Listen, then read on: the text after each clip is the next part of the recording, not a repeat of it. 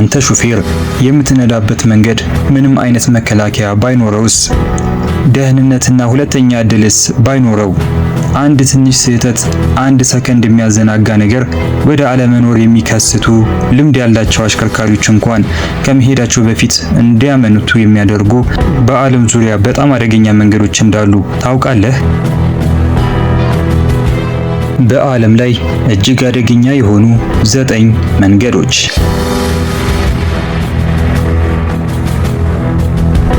እነዚህ ከአንድ ቦታ ወደ ሌላ ቦታ የሚሄዱ መንገዶች ብቻ አይደሉም። ተፈጥሮ፣ ፍርሃትና ህልውና በእያንዳንዱ ዙር የሚገናኙባቸው እውነተኛ የድፍረት ፈተናዎች ናቸው። በዓለም ላይ ካሉት እጅግ አደገኛ መንገዶች መካከል አስደሳችም የሚያስፈራም ነገር አለ። ተመሳሳይ አደጋ ያላቸውና የሰውን ድፍረት እስከ ፍጹም ገደቡ የሚገፉ መንገዶች ናቸው። እርሶስ በእነዚህ ከስህተት መማር የማይቻልባቸው መንገዶች ላይ መኪናዎትን ለመንዳት ይደፍራሉ? እስኪ እንመልከት። አንደኛ፣ የሰሜን ዩንጋስ መንገድ። የሰሜን ዩንጋስ መንገድ በቦሊቪያ አገር ባላፓዝ ይገኛል። ከፍ ካለችው ዋና ከተማ ላፓዝ ወደ አማዞን ደን ውስጥ ወደሚገኘው ለም የዩንጋስ ክልል ይዘልቃል። መንገዱ ከቀዝቃዛ ተራሮች ወደ ሞቅ ያለ ጫካ በከፍተኛ ሁኔታ የወረደ ነው። ይህም ብዙውን ጊዜ በጭጋግ በዝናብና በጭቃ የተሸፈነበት አንዱ ምክንያቱ ሲሆን የበለጠ አደገኛ አድርጎታል። ይሄ መንገድ አደገኛ ብቻ አይመስልም፣ በገቡበት ጊዜ እጅግ በጣም ጠባብ ነው። አንዳንድ ቦታዎቹማ ለአንድ መኪና ራሱ በቂ ስፋት የለውም። ምንም የመንገድ ዳር መከላከያዎች የሉትም። አይበለውና ጎማዎቹ በትንሽ ቢንሸራተቱ የሚያግደውት ምንም ነገር የለም። እይታውን በድንገት የሚዘጋ ወፍራም ጭጋግና ወለሉን ወደ ተንሸራታች ጭቃ የሚቀይር ከባድ ዝናብ ሲከሰቱማ እያንዳንዱ ሰከንድ አስጨናቂ ይሆናል። አሽከርካሪዎች ሙሉ በሙሉ ትኩረት ማድረግ አለባቸው። መሪውን በጥብቅ ባለመያዝ የሚፈጠር አንድ ትንሽ ስህተት በተሳሳተ አስተጣጠፍ ከታች ወዳለው ጥልቅ ሸለቆ ሊልካቸው እንደሚችል ይነገርለታል። ይህ የማይቋረጥ የመንገድ ጫና በእውነት አደገኛ የሚያደርገው ነው። እንደገናም ብዙ ጊዜ የሞት መንገድ ተብሎ የሚጠራው በዓለም ላይ ካሉት እጅግ ዝነኛ አስደናቂ መንገዶች አንዱ ሲሆን ከፍታ ካላቸው ዋና ከተማ እስከ ሞቃታማው የሴንትራል ከተማ ድረስ በግምት 64 ኪሎ ሜትር ወይም 40 ማይል ይዘልቃል። indudablemente participaron los prisioneros de guerra. በ1930ዎቹ የተገነባው ይህ መንገድ ከአንዲስ ተራሮች ቁልቁለቶች ጋር በችግር ውስጥ ተጣብቆ ቆይቷል። ከባህር ጠለል በላይ ከ4650 ሜትር ወይም 15260 ጫማ ከፍታ ተነስቶ ወደ 1200 ሜትር ወይም 3900 ጫማ ዝቅታ ላይ ይወርዳል። የተደጋጋሚ ጭጋግ፣ ከባድ ዝናብ፣ መንገዱን የሚያቋርጡ ፏፏቴዎችና የመከላከያ መደገፊያዎች እጥረት ለአስርተ ዓመታት በጣም አደገኛ አድርጎታል። በ2000ዎቹ መጀመሪያ ላይ ደህንነቱ የተጠበቀ አማራጭ መንገድ ከመገንባቱ በፊት የሰሜን ዩንጋስ መንገድ በየዓመቱ በመቶዎች ለሚቆጠሩ ሰዎች ሞት የታወቀ ነበር። መንገዱ አደገኛ ታሪክ ቢኖረውም ለደስታ ፈላጊዎችና ለቱሪስቶች ትልቅ መስህብ ሆኗል። በተለይም ከቀዝቃዛ በረሃማ ደጋማ ቦታዎች ወደ ለምለምና ሞቃታማ ደን በከፍተኛ ሁኔታ የሚሸጋገረውን አስደናቂ መልክዓ ምድር ለማየት ጠመዝማዛ መንገዱን የሚወርዱ የተራራ ብስክሌተኞችን መመልከት ይችላሉ። ዛሬ ላይ ለመደበኛ ትራፊክ ብዙም ጥቅም ላይ ባይውልም የሰሜን ዩንጋስ መንገድ የቦሊቪያን ጠንካራ ጂኦግራፊና ከባድ አካባቢዎችን በማሰስ የሰው ልጅ የመቋቋም አቅምን የሚያሳይ ኃይለኛ ምልክት ነው።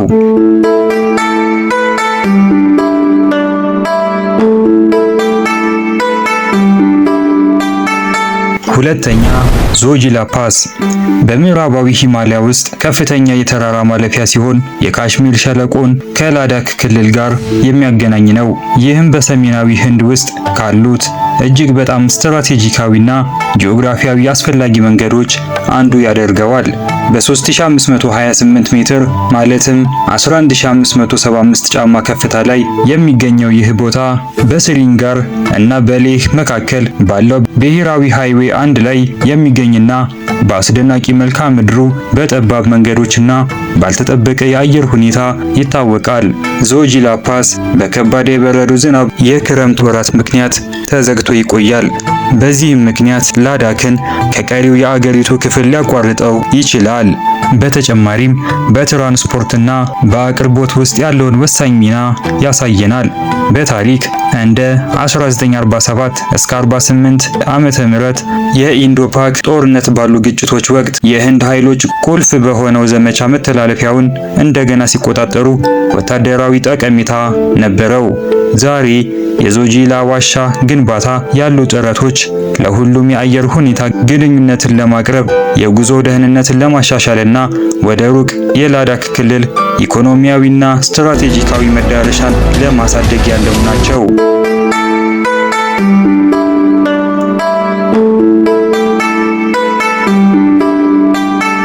በዚህ መንገድ ላይ መንዳት እውን ያልሆነ ሁሉ ይመስላል። አንደኛው ጎን የድንጋይ ግንብ ሲሆን ሌላኛው ደግሞ መጨረሻው የማይታይ ቁልቁለት ነው። መንገዱ ብዙውን ጊዜ ጭቃና ልቅ አፈር ብቻ በመሆኑ መኪናዎችን የሚከላከሉ ነገሮች የሉም። በድንገት የአየር ሁኔታው ሊለወጥ ይችላል። ጥርት ያሉ ሰማዮች ወደ ወፍራም ጭጋግ ይለወጣሉ፣ ወይም በረዶ በድንገት ያለምንም ማስጠንቀቂያ መውረድ ሲጀምር የጭነት መኪናዎችና ሌሎች መኪናዎች ምንም ቦታ ሳይኖራቸው እርስ በርሳቸው እንዲጋጩ ያደርጋቸዋል።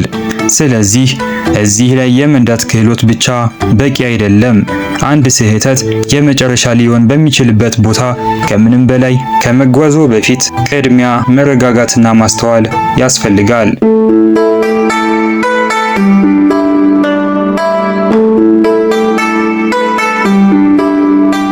ሶስተኛ የጉሊያንግ ዋሻ መንገድ። ብዙውን ጊዜ የጉሊያንግ ዋሻ መንገድ ተብሎ የሚጠራው ይህ መንገድ በቻይና በታይሃንግ ተራሮች ውስጥ የተቀረጸ አስደናቂ የገደል ዳር መተላለፊያ ነው።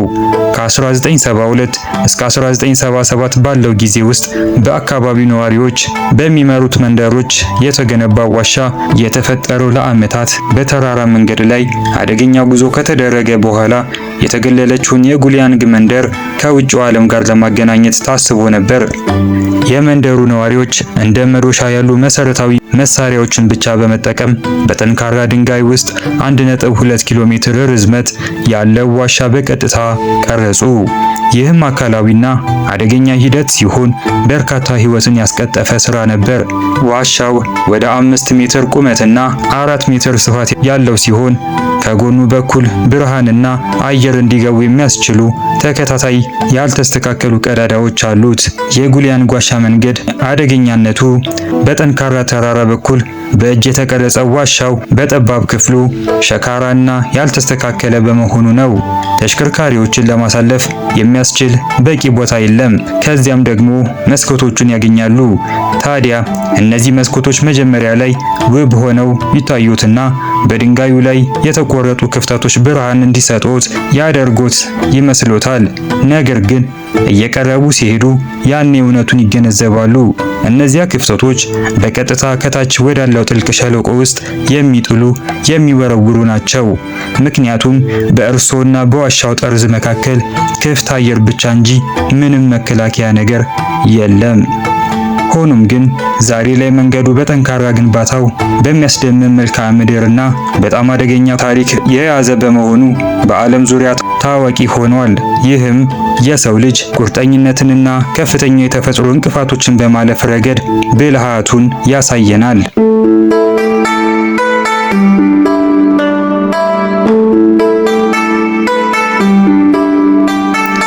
አራተኛ የስኪፐርስ ካይነን መንገድ። የስኪፐርስ ካይነን መንገድ በደቡብ ኒውዚላንድ ደሴት በኩዊንስታውን ከተማ አቅራቢያ በሚገኙ ኮረብታማ ተራሮች ውስጥ ይገኛል። ነገር ግን መንገድ ብሎ ለመጥራትም ያስቸግራል። ምክንያቱም በዓለም ላይ ካሉት እጅግ አስደናቂና አደገኛ መንገዶች አንዱ ሲሆን በኩዊንስታውን አቅራቢያ በሚገኘው የሾቶቨር ወንዝ ሸለቆ ቁልቁለት ገደሎች ላይ ተቀርጿል። መጀመሪያ የተገነባው በ1860ዎቹ የወርቅ ማውጣት ግርግር በነበረበት ወቅት ሲሆን ጠባብና የጠጠር መንገዱ 22 ኪሎ ሜትር ወይም 14 ማይል ያህል ይረዝማል። በአደገኛ ዲዛይኑ አሽከርካሪዎች ቦታን በጥንቃቄ ለመተላለፍ እንዲተባበሩና ሌላ መኪና ሲቀርብ ብዙውን ጊዜ ወደ ኋላ እንዲመለሱ ይጠይቃል። ይህም ማለት መንገዱ በአንድ ጊዜ ሁለት መኪናን አያስተናግድም ማለት ነው። አንዱ ከቀደመ የቀደመው ቅድሚያ ማለፍ ይኖርበታል እንጂ ሁለቱም በተለያየ አቅጣጫ አንድ ቦታ ላይ ከደረሱ ቅድሚያ አንዱ ወደ ኋላ ማፈግፈግ ይኖርበታል። በዚህም አደገኛ ሁኔታዎቹ ምክንያት የመኪና አከራይ ኩባንያዎች ብዙውን ጊዜ ተሽከርካሪዎቻቸውን ወደዛ እንዳይወስዱ ይከለክላሉ። አይበለውና አደጋ ቢፈጠር ኢንሹራንስም ብዙውን ጊዜ በዚህ መንገድ ላይ አያገለግልም። ሆኖም ግን አደጋዎች ቢኖሩም የስኪፐርስ ካይነን መንገድ ጥልቅ ሸለቆችንና ከታች ያለውን የቱርኩዝ ሾቶቨር ወንዝን አስደናቂ እይታዎችን ያቀርባል።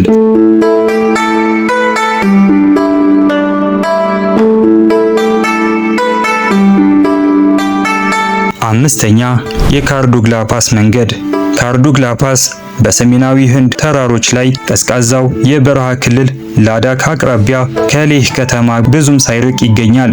ከባህር ጠለል ከ5300 ሜትር ከፍታ በላይ የሚገኝና በምድር ላይ ካሉት ከፍተኛ የመኪና መንገዶች አንዱ ነው። ወደ ካርዱግላ ሲወጡ አየሩ በጣም ነፋሻማ ከመሆኑ የተነሳ ለመተንፈስም ቢሆን አስቸጋሪ ይሆናል። ልክ በአውሮፕላን ላይ የሚሄዱ ይመስል ራስ ምታት፣ ማዞር፣ አጫጭር ያተነፋፈስ ስርዓትን ማስተናገድ በዚህ ስፍራ የተለመደ ነው። በዚህ ምክንያት ከተሽከርካሪው ውጭ ያለው እያንዳንዱ እርምጃ ሰዎች ለረጅም ጊዜ እንዲቆዩ የማይፈለግበት ወሳኝ ቦታ ላይ እንዳሉ ያስታውሳቸዋል። መንገዱ ሻካራ ወይንም ፒስታ የምንለው ሲሆን ብዙውን ጊዜ በድንገት ከሌላ ቦታ የሚመጡ የቀለጡ የበረዶ ግግር ጅረቶች በቀጥታ በመንገዱ ላይ በመፍሰስ የመንገዱን ክፍሎች ወደ አንሸራታች ይቀይሩታል። ይበልጥ ኃይለኛ የሚያደርገው ደግሞ የአየር ሁኔታው ሲሆን ምን ያህል በፍጥነት ሊለወጥ እንደሚችል አያውቁትም። ጥርት ያለ ሰማይ እያዩ ባለበት ወቅት በጥቂት ደቂቃዎች ውስጥ ደግሞ ማመን እስኪያቅቶት ድረስ የአውሎ ነፋሶችን ተክቶ ያገኙታል። ሰማዩ የበለጠ ቅርብ የሆነበትና እያንዳንዱ እስትንፋስ በዓለም አናት ላይ ምን ያህል ጽንፈኛና ደካማ ሕይወት ሊሆን እንደሚችል ያስታውሰናል።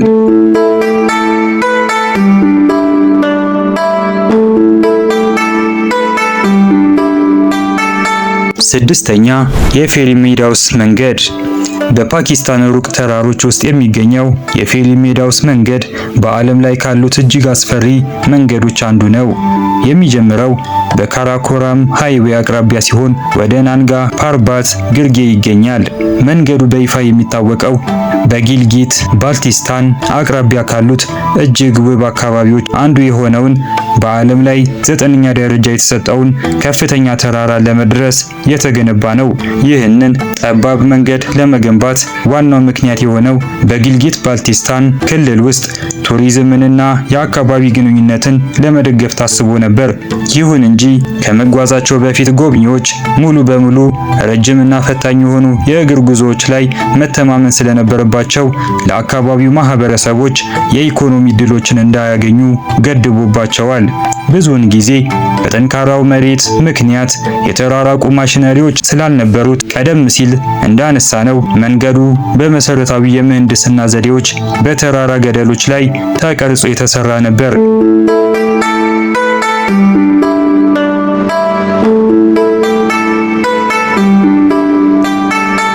በፓኪስታን የሚገኘው የፌሪ ሜዳውስ መንገድ እጅግ በጣም ጠባብ የሆነ የመሬት አቀማመጥን ከምንም የደህንነት ባህሪያት ጋር ስለማያጣምር ገዳይ እንደሆነ ተደርጎ ይቆጠራል።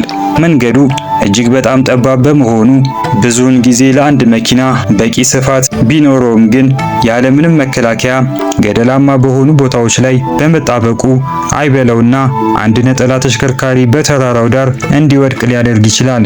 መሬቱ ያልተጠረገና ያልተጣራ በመሆኑ ጎማዎች እንዲሸራተቱ ሊያደርግ የሚችል የተበተነ ጠጠር አለው። በአቅራቢያው ምንም የአደጋ ጊዜ አገልግሎቶች የሉም። ለዚህም ነው በዓለም ላይ ካሉት በጣም አደገኛ ግን አስደናቂ መንገዶች አንዱ የሆነው።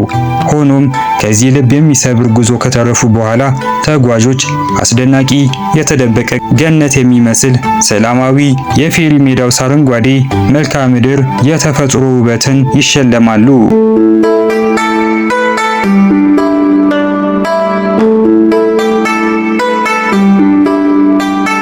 ሰባተኛ የዳልተን ሃይዌይ መንገድ። የዳልተን ሃይዌይ መንገድ በዓለም ላይ ካሉት በጣም ረጅምና አደገኛ መንገዶች አንዱ ሲሆን በአላስካ የዱር ውስጠኛ ክፍል ውስጥ ከ6 ኪሎ ሜትር በላይ ርዝመት የሚዘልቅ ነው። ይህ ሃይዌይ በ1970ዎቹ የተገነባው የትራንስ አላስካ የቧንቧ መስመር ስርዓትን ለመደገፍ ሲሆን ከፌርባንክስ አቅራቢያ እስከ አርክቲክ ውቅያኖስ አቅራቢያ እስከ ዴድ ሆርስ ድረስ ይዘልቃል። በጣም ከባድ የሚያደርገው መገለሉ ብቻ ሳይሆን አስቸጋሪ አካባቢውን ጭምር ነው። እንደ ሌሎቹ መንገዶች ቀዝቃዛ የአየር ሁኔታ፣ ኃይለኛ ነፋሶች፣ ወፍራም ጭጋግና በመቶዎች የሚቆጠሩ ኪሎ ሜትሮች ውስጥ ከተሞች የሉም። የሞባይል አገልግሎት የለም።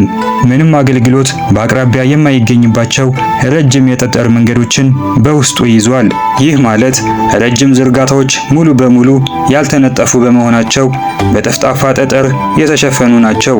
ይህም የጠጠሮቹ ፍንጣሪ የፊት መስታወቶችን ሊሰብርና ተሽከርካሪዎች ከቁጥጥር እንዲወጡ ሊያደርግ ይችላል። ይህ ብቻ እንዳይመስሎት፣ በክረምት ወቅት በረዶ መንገዱን ወደ አንሸራታች ሲለውጠው፣ በበጋ ወቅት ደግሞ አቧራና ሰፋፊ ጉድጓዶች መንዳትን በእኩል ደረጃ ፈታኝ ያደርጉታል። ነገር ግን በጣም ጥቂት የነዳጅ ማደያዎች አሉ። እናም እርዳታ ቢያስፈልጎት ለሰዓታት ወይም ለቀናት እንኳን ሊያስቆዮት ይችላል። ይህም ማለት ተጓዦች ቀድመው ለአደጋ ጊዜ ሙሉ በሙሉ መዘጋጀት አለባቸው ማለት ነው። ግዙፍ የጭነት መኪናዎች መንገዱን በመቆጣጠርና ብዙውን ጊዜ በፍጥነት አይንቀሳቀሱም። በዚህም ምክንያት ለትናንሽ ተሽከርካሪዎች አደገኛ ሁኔታዎችን ይፈጥራሉ።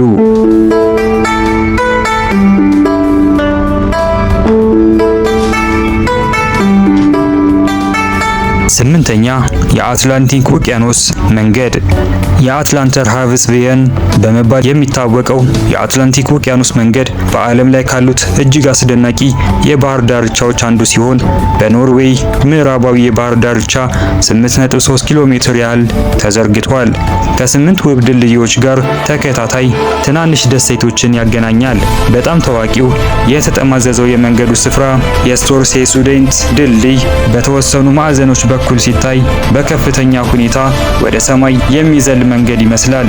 በ1989 ለዓመታት በቆየ ግንባታ ከከባድ ነፋሶችና ከሚናወጡ ማዕበሎች ጋር ከተፈተኑ በኋላ የተከፈተው ይህ መንገድ የምህንድስና ድንቅና አስደሳች ተሞክሮ ሆኗል።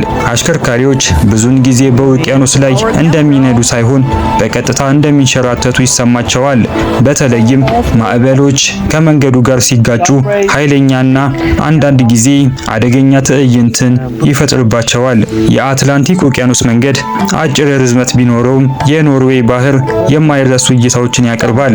በዚህም ምክንያት ልዩ የተፈጥሮ ውበትና የሰው ልጅ የፈጠራ ችሎታን ማየት ለሚፈልጉ ተጓዦችና ፎቶግራፍ አንሺዎች ተፈላጊ መንገድ ያደርገዋል። በዚህ ቦታ ላይ ብዙውን ጊዜ አደጋ የሚከሰተው በተፈጥሮ ሁኔታዎች ብቻ ነው። እንደ አትላንቲክ የውቅያኖስ መንገድ ያሉ ብዙ ታዋቂ መንገዶች በከባድ የአየር ሁኔታ ምክንያት አደገኛ ናቸው። ኃይለኛ ነፋሶች፣ ከባድ ዝናብ፣ በረዶ ወይም የውቅያኖስ ሞገዶች እንኳን መንገዱን በድንገት አደገኛ ሊያደርጉት ይችላሉ። ሌላው ምክንያት ደግሞ የመሬት አቀማመጡ ነው። በተራሮች፣ በገደሎች ወይም ራቅ ባሉ አካባቢዎች የተገነቡት መንገዶች ብዙውን ጊዜ ስለታም መታጠፊያዎች፣ ቁልቁለቶችና ጠባብ መስመሮች አሏቸው።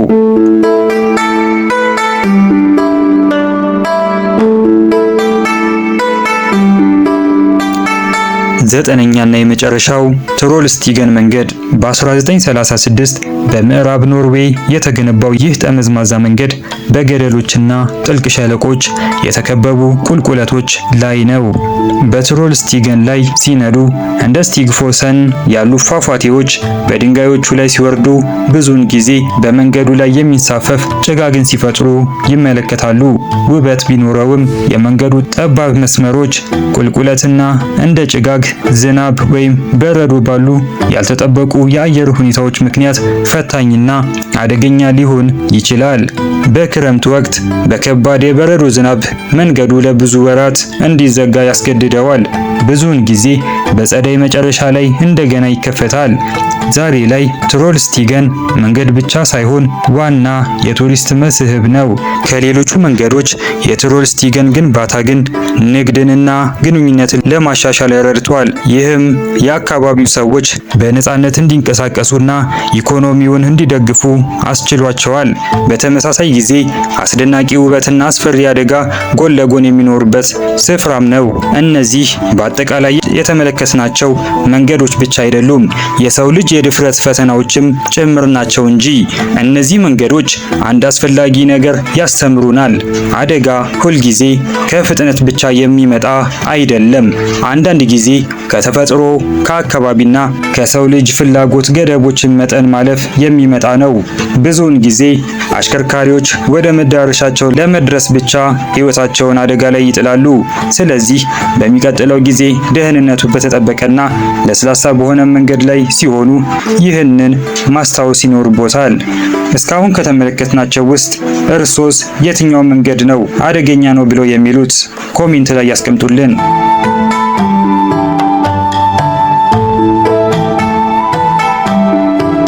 ውድ ተመልካቾቻችን እስከ መጨረሻው ስለተከታተላችሁኝ አመሰግናለሁ። በቀጣይ በሌላ ቪዲዮ እስከምንገናኝ ሰላም።